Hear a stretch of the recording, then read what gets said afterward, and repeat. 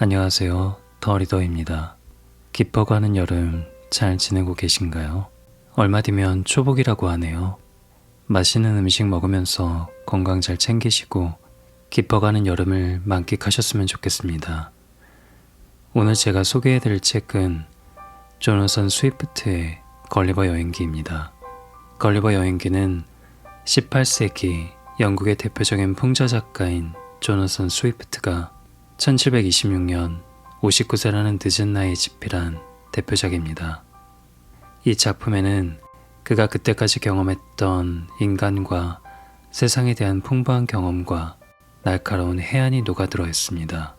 걸리버 여행기를 단순히 여행소설 혹은 동화로 기억하시는 분들은 꼭 한번 완역본을 읽어보실 것을 추천드립니다.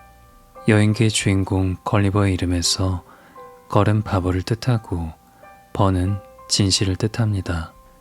이 둘을 합치면 걸리버는 진실을 뜻하는 바보, 즉 거짓인 것처럼 보이나 실은 진실인 것을 말하는 풍자가라는 뜻입니다.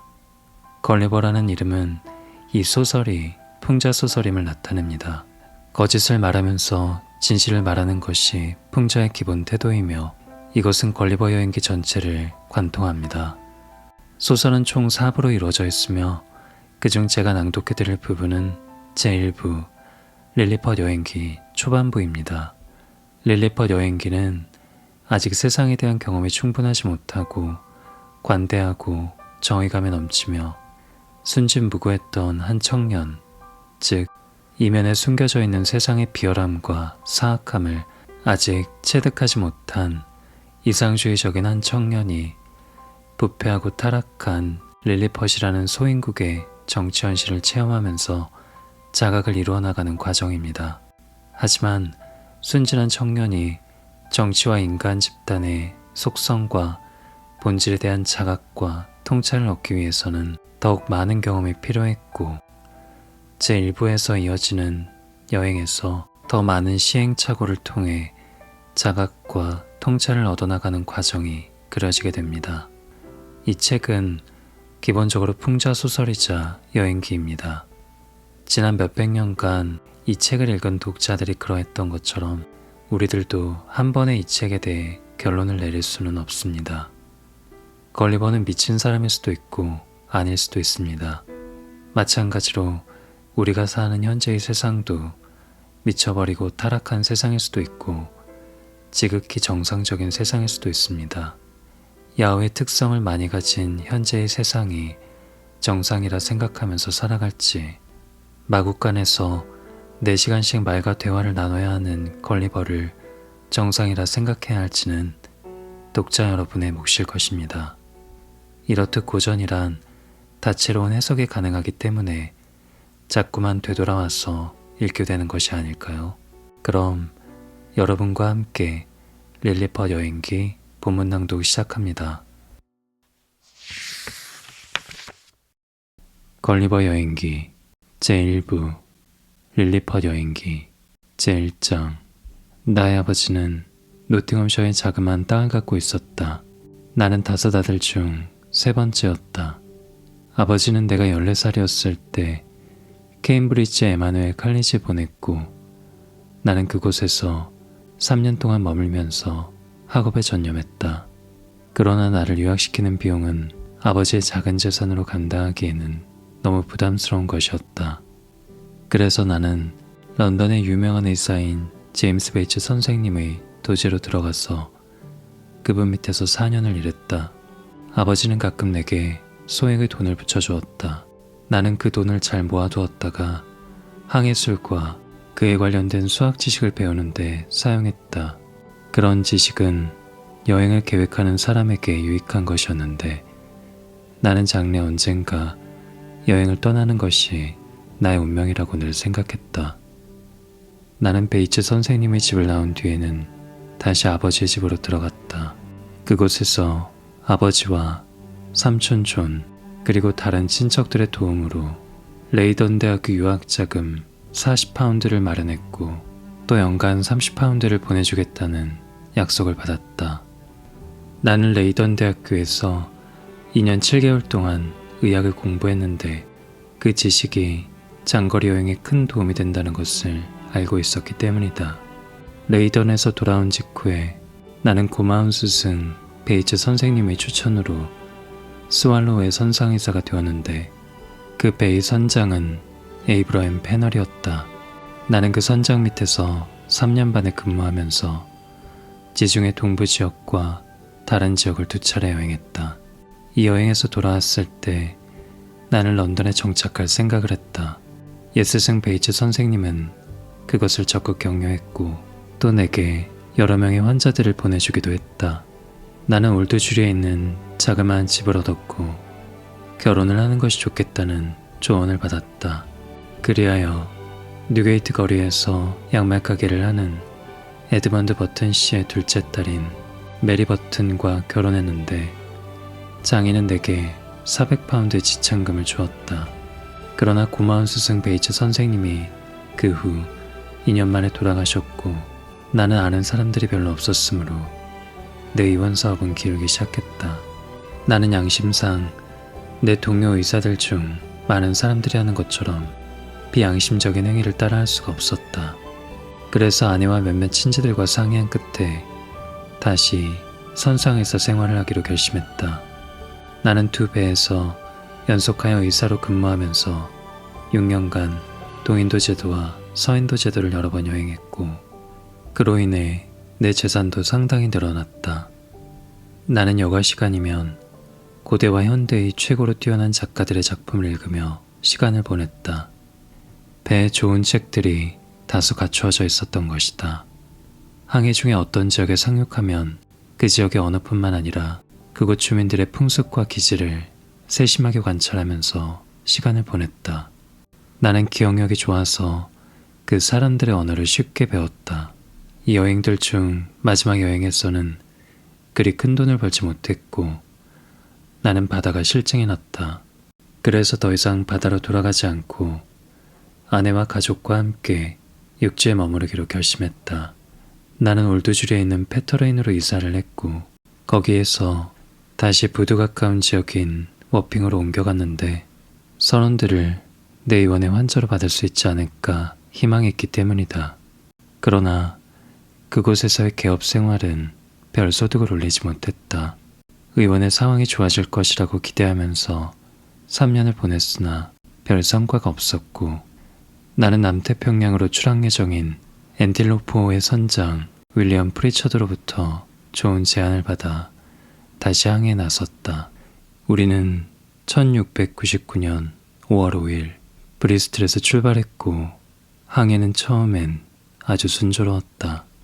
이 해역에서 벌어진 일들을 자세히 보고하여 독자들을 번거롭게 만드는 것은 적절치 않다고 생각된다. 단지 다음의 사항만 말하면 충분하리라. 동인도 제도로 가는 길에 우리는 폭풍을 만나 태즈메니아 북서쪽으로 밀려났다. 방위를 관측해보니 우리의 위치는 남이 30도 2분이었다. 선원들 중 12명은 과도한 노동과 영양 부족으로 사망했다. 나머지 살아남은 선원들도 아주 허약한 상태였다. 그 해역에서 여름이 시작되는 11월 5일 해상에는 안개가 자욱하게 끼었는데 선원들이 배에서 약 200m 떨어진 지점에 우뚝 솟은 암초를 발견했다. 그러나 바람이 워낙 거세었으므로 우리는 어떻게 해볼 사이도 없이 곧바로 그 암초로 밀려갔고 배는 좌초하여 두 조각이 나고 말았다. 나를 포함하여 선원들 중 6명은 배에서 바다로 작은 보트를 내려 그 위에 올라타고서 난파하는 배와 암초에서 간신히 벗어났다. 내 계산으로 약 15km 정도 노를 저었을 때 우리는 더 이상 팔을 돌릴 수가 없었다. 본선에 있을 때 이미 상당히 체력을 소진했기 때문이다. 그리하여 체력이 바닥나버린 우리는 파도가 치는 대로 몸을 내맡기기로 했다. 그렇게 한 반시간 정도 지났을 때 북쪽에서 갑자기 불어온 강풍에 우리의 보트가 뒤집혔다. 그 보트에 함께 탔던 내 동료 선원들, 암초 위로 도망친 선원들, 배 안에 그대로 남아있던 선원들이 어떻게 되었는지 나는 알지 못한다. 하지만 내심 그들이 모두 실종되었다고 결론 내렸다. 나 자신에 대해 말해보자면 나는 운명이 시키는 대로 열심히 헤엄을 쳤고 바람과 조수의 도움으로 계속 앞으로 밀려나갔다. 나는 종종 다리를 밑으로 내려보았으나 발바닥이 땅에 닿지 않았다.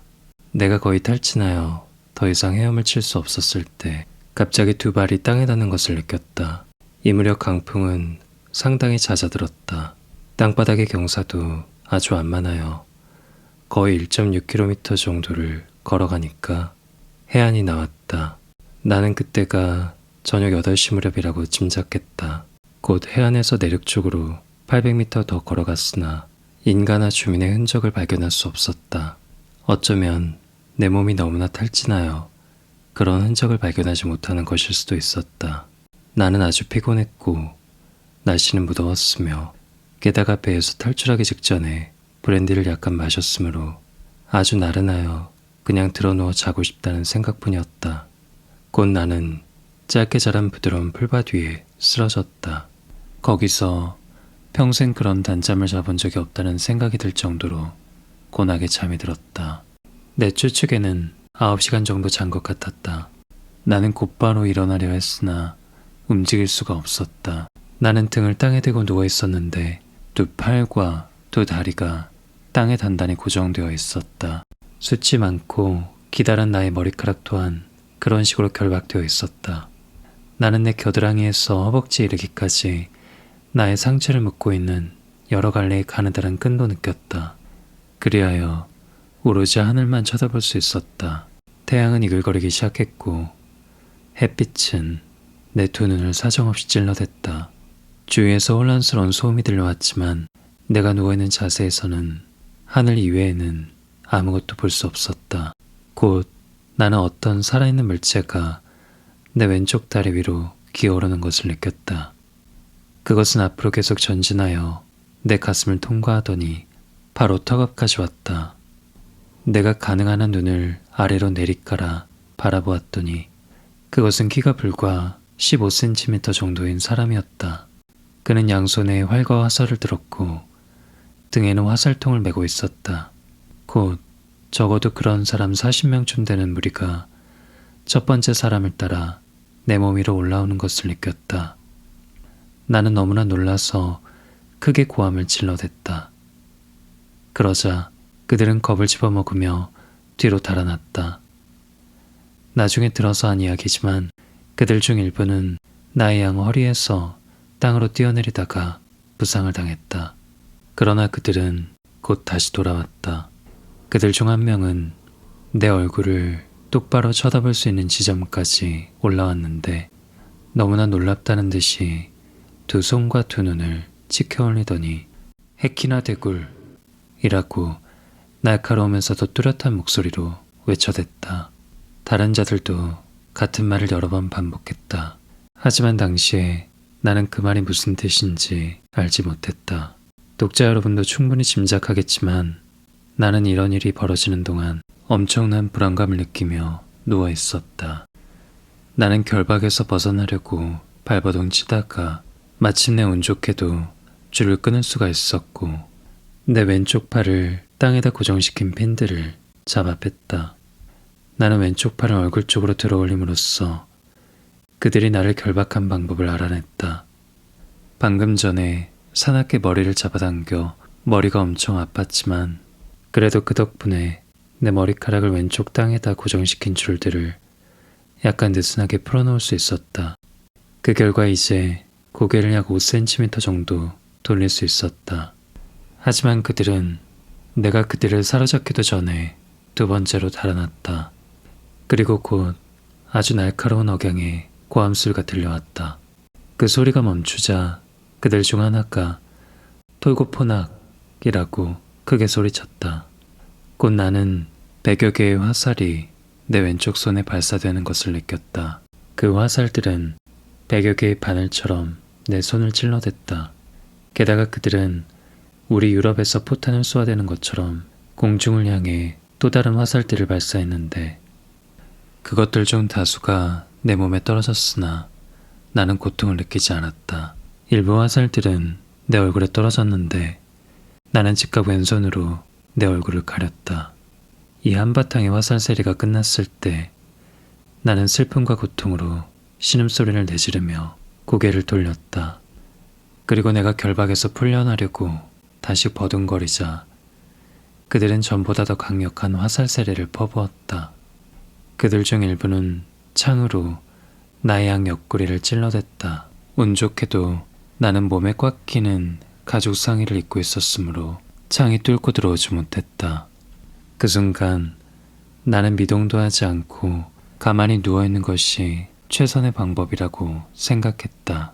내 계획은 밤이 올 때까지 기다리는 것이었다. 밤의 어둠 속에서는 이미 풀려버린 나의 왼손을 써서 쉽사리 결박을 풀어버리고 자유로운 몸이 될 수 있을 것이었다.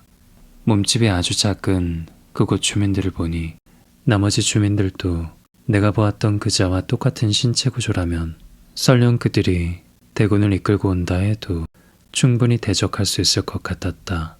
하지만 상황은 내 생각처럼 되지 않았다. 내가 조용히 있는 것을 보더니 그들은 더 이상 화살을 발사하지 않았다. 그러나 소음이 점점 심해지는 것을 미뤄볼 때 그들의 숫자가 내 생각보다 훨씬 더 많음을 알 수 있었다. 내가 누워있는 곳에서 약 4m 떨어진 곳, 내 오른쪽 귀 위쪽에서 1시간 이상 뭔가 두드려 만드는 소리가 났다. 사람들이 일을 하고 있는 것 같았다. 고정핀과 결박줄이 허용하는 범위 내에서 그쪽으로 머리를 돌려보니 땅에서 약 45cm 높이의 임시 가설 무대가 세워져 있었다. 그 시설의 평대 위에는 주민 4명이 올라설 수 있었고 거기에 오르는 사다리가 2-3개 설치되어 있었다. 그 평대에 올라온 주민들 중 하나는 지체 높은 사람인 모양인데 내게 장황한 연설을 했으나 나는 한마디도 알아듣지 못했다. 하지만 그 지체 높은 사람이 연설을 시작하기 전에 랑그로 대울산이라는 말을 3번 소리쳤다는 것을 미리 말해두고 싶다. 그 즉시 50명의 주민들이 앞으로 나서더니 나의 왼쪽 머리를 땅에다 결박시킨 줄들을 끊어주었다. 그러자 나는 머리를 자유롭게 오른쪽으로 돌릴 수 있었고 곧 연설을 하려고 하는 사람과 그의 몸짓을 지켜볼 수 있었다. 그는 중년의 나이였고 그를 수행한 다른 3사람보다 훨씬 키가 컸다. 그 셋 중 한 명은 시종으로 그 지체 높은 사람의 옷자락을 약간 들어올리고 있었는데 그의 키는 나의 가운데 손가락보다 약간 큰 정도였다. 나머지 2사람은 그의 양옆에 공손하게 서 있었다. 나는 협박의 어투를 여러 번 느낄 수 있었으나 약속, 연민, 친절함 등의 분위기도 동시에 느낄 수 있었다. 나는 공손한 태도로 몇 마디 대답을 하면서 태양 쪽으로 나의 왼손을 들어 올리고 2 눈을 치켜뜸으로써 태양을 나의 증인으로 부르는 신용을 했다. 내가 배를 탈출한 지 여러 시간이 흘러갔지만 그동안 단 한 조각의 음식도 먹지 못했으므로 배가 고파서 죽을 지경이었다. 자연의 욕구가 너무나 강력하게 압박해왔으므로 나는 더 이상 조바심을 참지 못하고 손가락을 내 입에 가져다 대면서 음식을 먹고 싶다는 욕구를 표시했다. 후르고는 내 몸짓을 금방 이해했다. 그는 임시가설 무대에서 내려가더니 여러 개의 사다리를 내 양쪽 옆구리에 설치하라고 명령했다. 그러자 100여 명의 주민들이 사다리를 타고 올라와 내게 접근해 왔다. 그들은 고기가 가득 든 바구니를 들고 있었는데 그 음식은 나에 대한 최초의 첩보를 받은 황제의 명령으로 즉각 준비되어 그것으로 수송되어 온 것이었다. 바구니 속에는 여러 종류의 고기가 있었지만 맛만 가지고서는 어떤 동물의 고기인지 알 수가 없었다. 양고기같이 생긴 어깨, 다리, 허리살 등이 잘 조리되어 있었는데 크기는 종달새 날개보다 더 작았다. 나는 그것들을 한 번에 2-3개씩 먹어치웠다. 소총 총알처럼 생긴 빵은 한 번에 3개씩 먹었다.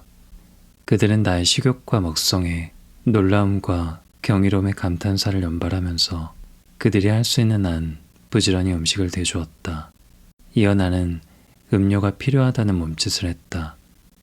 그들은 나의 먹성으로 보아 음료도 보통의 양으로는 감당할 수 없겠다는 것을 알았다. 그들은 재주가 많은 사람들이었으므로 아주 교묘한 기술을 발휘하여 그들 나라에서 제일 큰 통을 줄을 서서 들어올리더니 내 손까지 굴려와서 마개를 땄다. 거기에는 음료가 4분의 1리터 정도밖에 들어있지 않았으므로 나는 단숨에 다 마셔버렸다. 그것은 부르고뉴 와인 같은 맛이 났지만 한결 더 감미로웠다.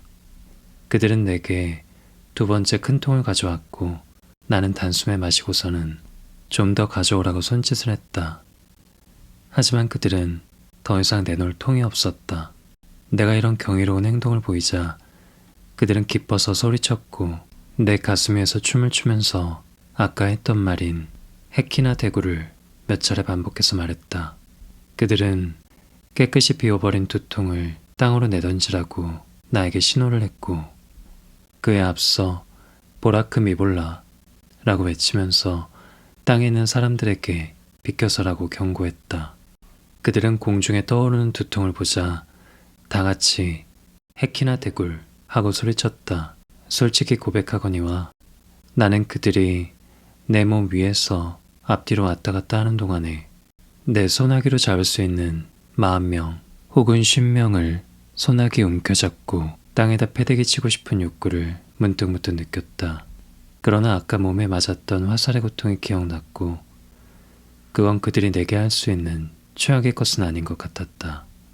또 내가 아까 그 지체 높은 사람에게 순종적인 태도를 보인 것은 명예를 지키겠다고 약속을 한 것이나 다름없었다.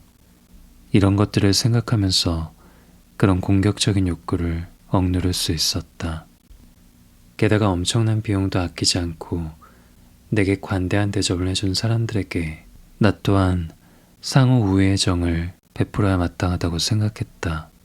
그러나 나는 이 소인들의 대담한 행동에 내심 경탄을 금할 수 없었다. 그들은 나의 왼쪽 손이 자유로운 상태에 있는데도 개의치 않고 내 몸 위를 자유롭게 왔다 갔다 했다. 또 틀림없이 내가 아주 엄청난 괴물처럼 보일 텐데도 전혀 두려워하는 기색이 없었다. 잠시 뒤 내가 더 이상 고개를 달라고 하지 않자 내 앞에 황제가 보낸 높은 신분의 인물이 나타났다. 그 정부 고관은 내 오른쪽 다리의 발목 부분에서 올라와서 내 얼굴까지 전진해 왔는데 수행원이 약 12명이었다. 그는 폐하의 옥새가 찍힌 신임장을 꺼내서 내 눈앞에 들이밀고서 약 10분간 연설을 했다. 그는 화를 내는 기색은 없었으나 말하는 어조는 결연했다. 그는 가끔씩 앞쪽을 가리켰는데 비록 나중에 알게 된 것이지만 800m 정도 떨어진 수도를 가리키는 것이었다. 정부의 내각에서 나를 수도로 데려오라고 결정했고 폐하가 승인했다는 것이다. 나는 몇 마디 대답을 했으나 아무 소용이 없었다.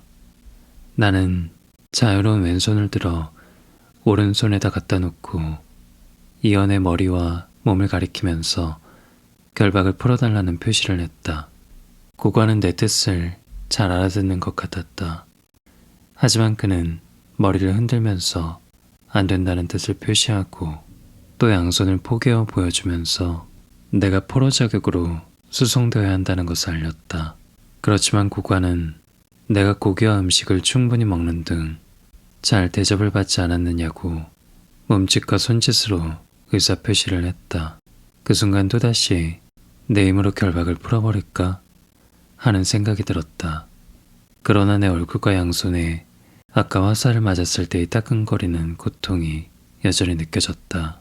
사실 내 피부는 물집이 잡혔고 또 여러 개의 화살이 아직도 얼굴과 양손에 박혀 있었다. 게다가 적들의 숫자가 점점 더 늘어나는 것도 목격했다. 나는 그들이 원하는 대로 나를 처분해도 좋다는 신호를 보냈다. 그러자 후르고와 그의 수행원들은 아주 공손하면서도 쾌활한 표정으로 내게서 물러갔다.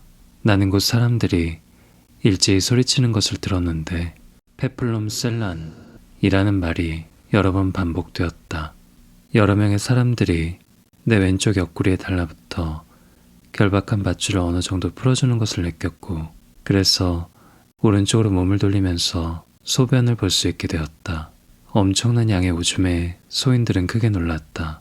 그들은 앞서 나의 동작으로 내가 무슨 행동을 하려는지 알아차리고 엄청난 소음과 경류를 일으키며 쏟아지는 물살로부터 몸을 피하기 위해서 내 오른쪽 옆구리에서 좌우로 멀찍이 벌려 서 있었다.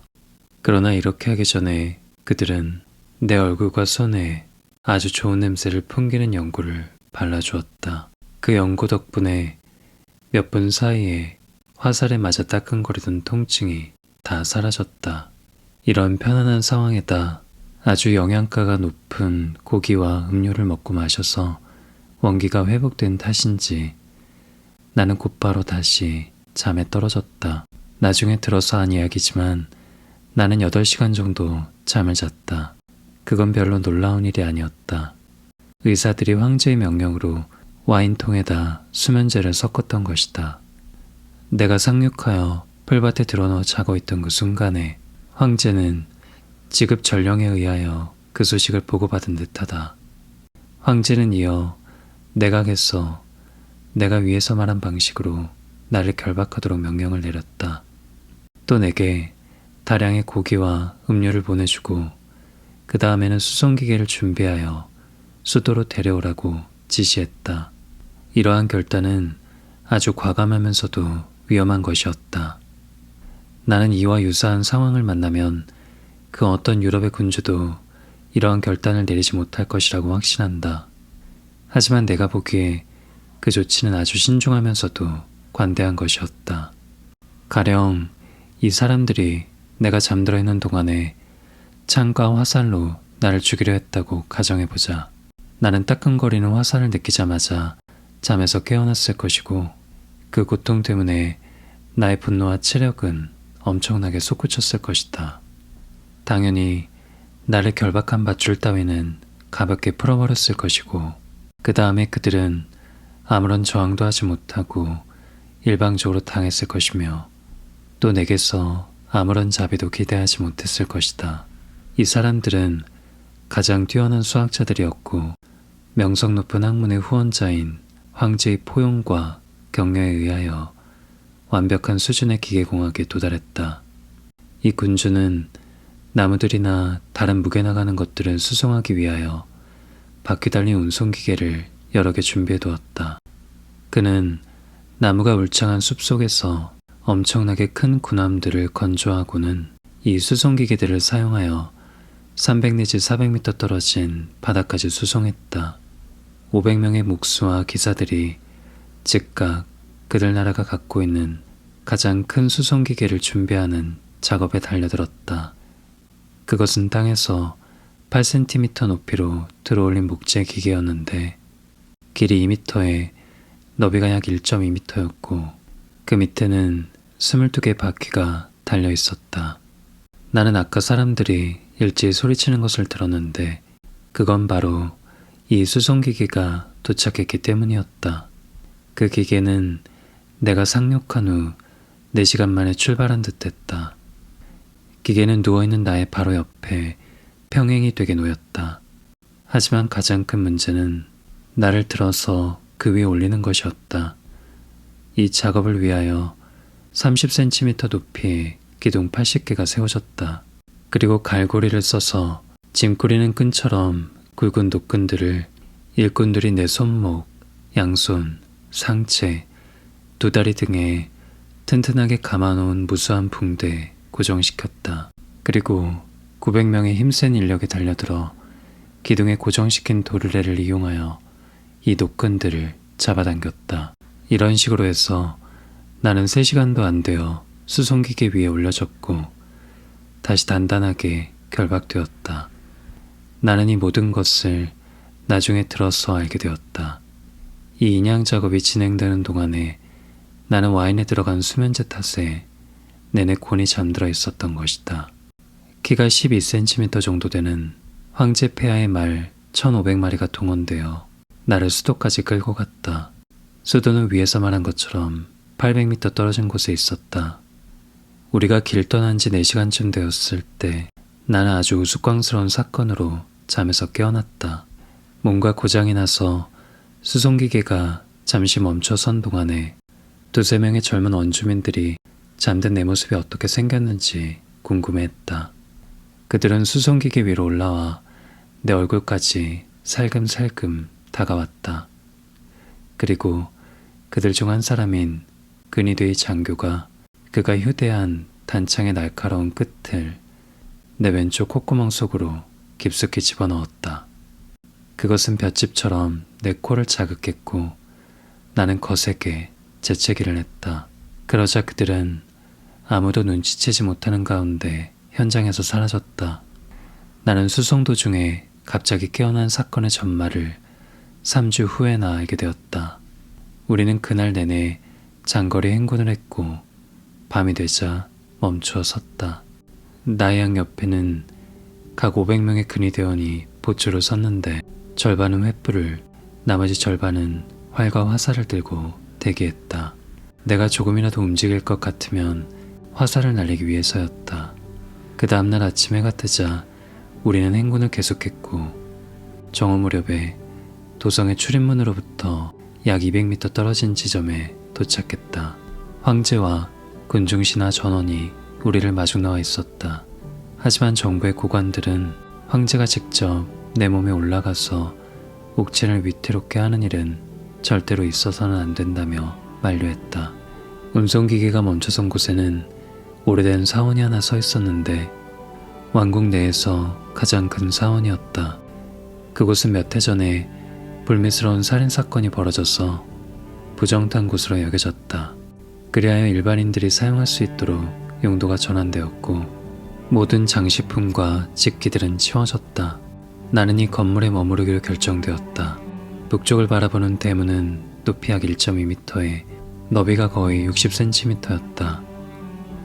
나는 이 대문을 통하여 안으로 기어들어갈 수 있었다. 대문의 양옆에는 땅에서 15cm 정도 올라온 곳에 자그마한 창문이 각각 하나씩 나 있었다.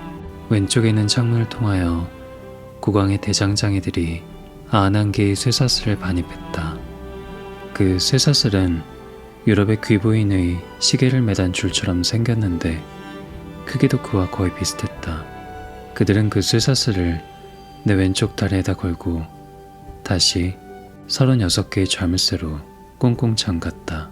이 사원의 맞은편 큰 길 저쪽 약 6m 떨어진 곳에는 대략 1.5m 높이의 작은 탑이 하나 있었다. 황제는 나를 쳐다보기 위해 궁중 대신들과 함께 이 탑에 올랐다. 나는 그들을 직접 보지 못했고 나중에 들어서 이 사실을 알게 되었다. 똑같은 목적을 위하여 도시의 주민 약 10만 명이 그곳에 나온 것으로 추산되었다. 근위병들이 나를 지키고 있었음에도 불구하고 여러 번에 걸쳐 1만 명 정도 되는 주민들이 사다리를 이용하여 내 몸 위로 올라왔다. 그러나 곧 그것을 금지하면서 다시 내 몸 위로 올라가는 자는 사형에 처해질 것이라는 포고령이 떨어졌다.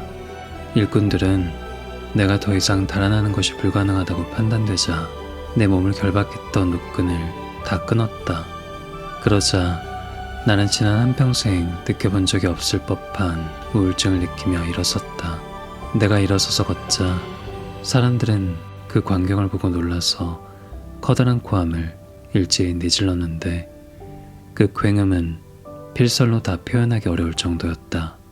나의 왼쪽 다리를 묶은 쇠사슬은 길이가 약 2m였으므로 반원형을 그리며 앞뒤로 걸어다니는 자유만 겨우 누릴 수 있었다. 쇠사슬이 끝이 대문에서 10cm 떨어진 곳에 고정되었으므로 나는 대문 안으로 기어들어가 사원 경내에서 몸을 쭉 뻗고 드러누웠다.